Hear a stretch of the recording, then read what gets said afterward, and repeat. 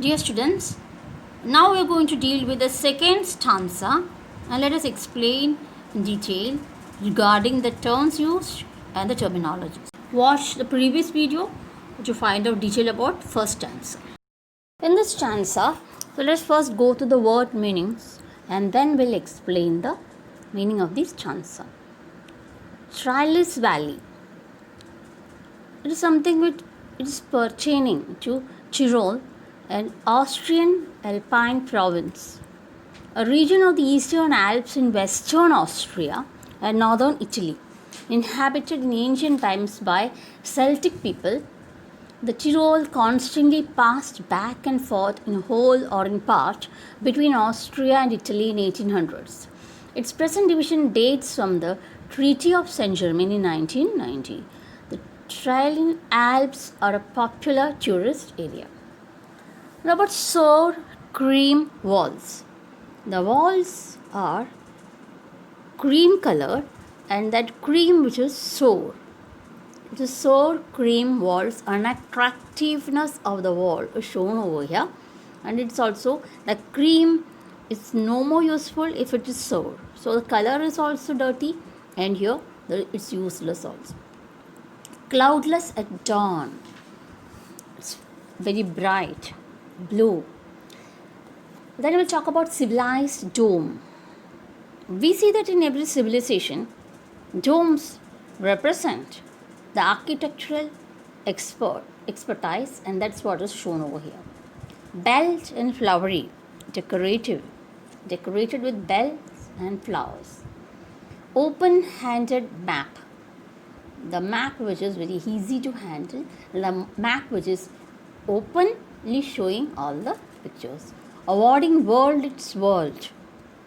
The world is given to the world through map.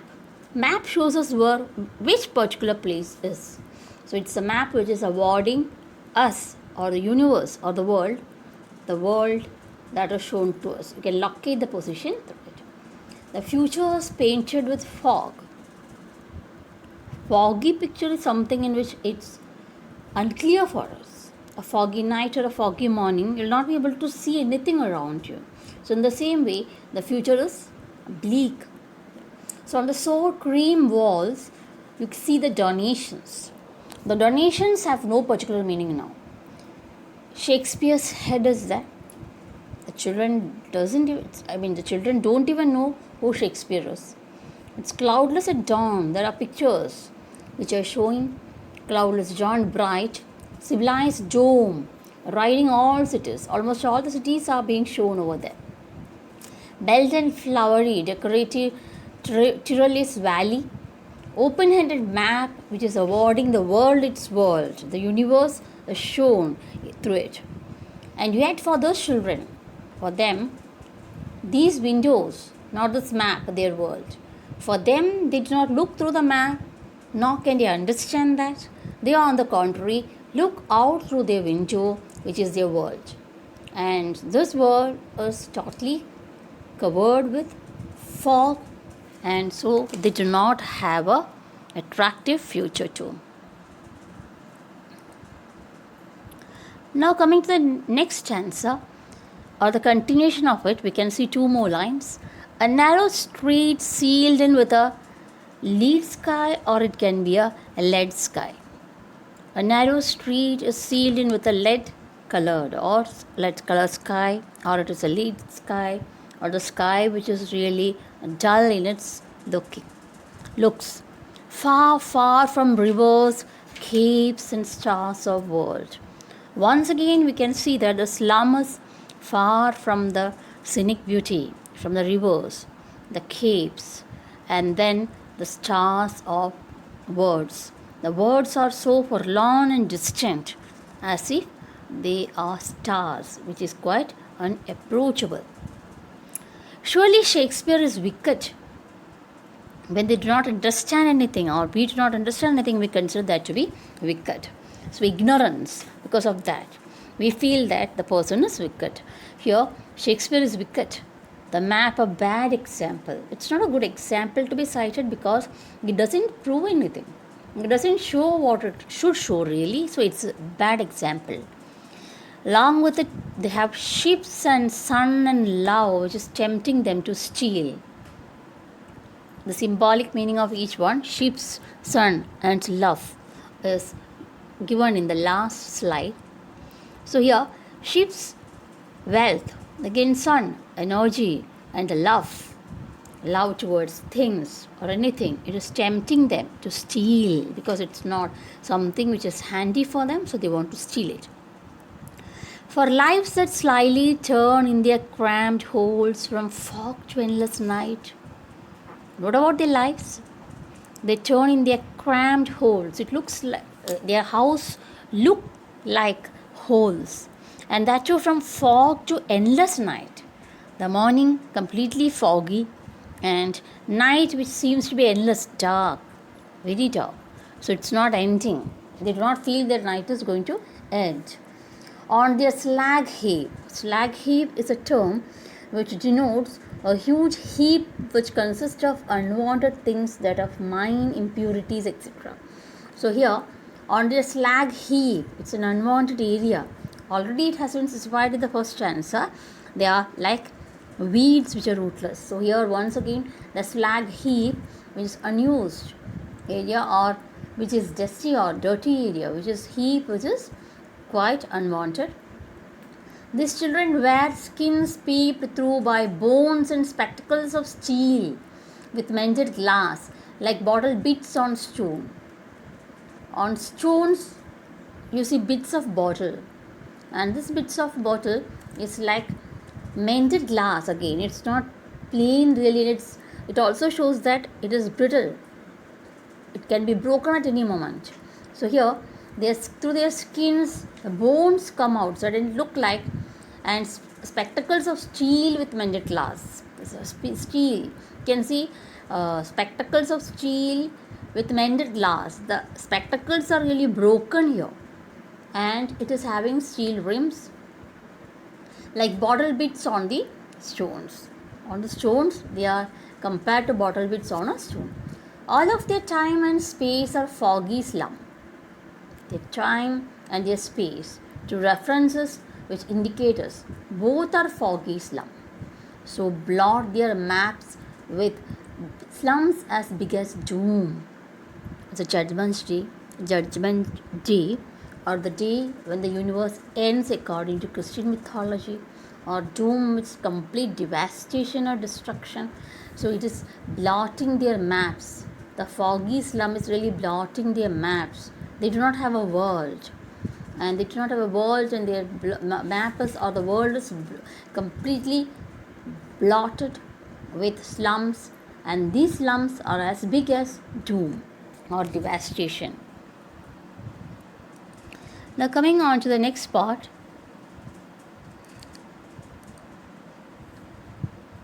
Let also in this particular part, let us explain another meaning for it. Let means dull, spiritless, or gloomy, or as in mood or thought. We also hear about that in leaden prose, a leaden atmosphere of a dull grey color.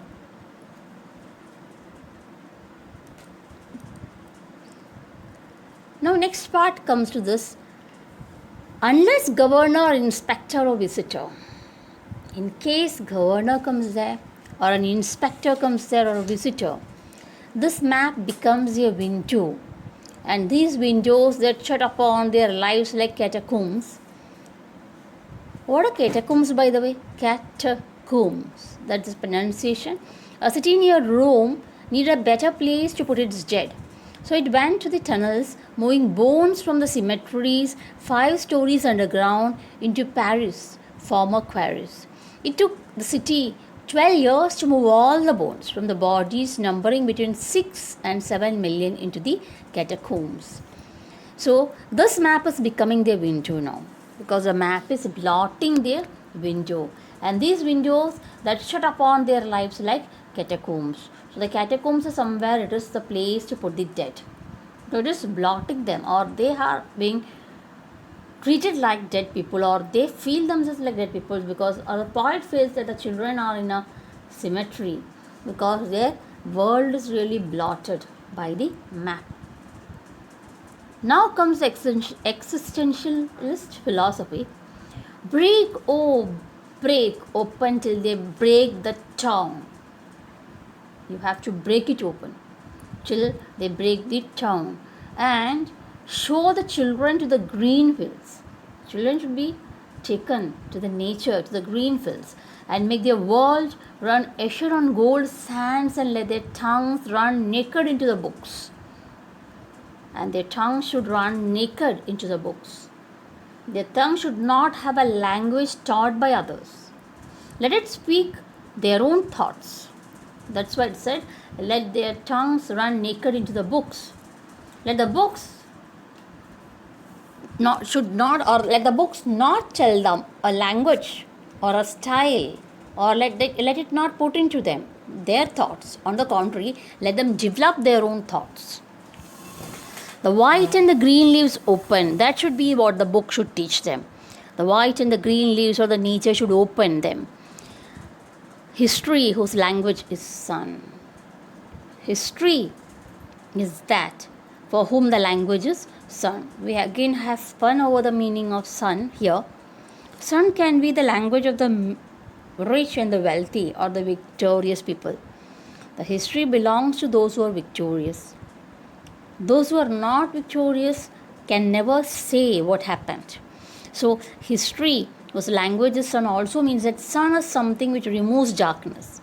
So let the history tell you not dark things. Let it tell you the fair things. So that is something which should be clearly specified over here. Now coming to this part, let us again speak about it. The poet feels that the children should be allowed to run freely on the golden sands under a clear sky. So indirectly he is saying that the children should make progress, which is a direct inclination to the existentialist philosophy by Sartre. So let us speak about Sartre, the philosopher. He was a humanist who wanted us to break free of our self-fastened shackles and attain our massive potential. He wanted us to acknowledge our freedom and not to be restricted by the popular definition of reality. And he wanted us to live the life as we wish to live it. Marxist school of thought is something which is attached to it. Jean-Paul Sartre, according to him, existence precedes essence. The student is viewed first as an individual who is responsible for his own thoughts, beliefs, and the ways of behaving. So let the nature be the language for him. To provide pathways for the student for exploration, creating an environment in which they may feel free to choose their own preferred way. And for that they have to break open and run through the sands, golden sands. Individual freedom originating from the formation and intensification of the socialist state should be shown to them. And that's why I told you it's Marxian philosophy, or the philosophy that everyone should be treated equally. Let not wealth tell them what is good, and let not wealthy people tell them that.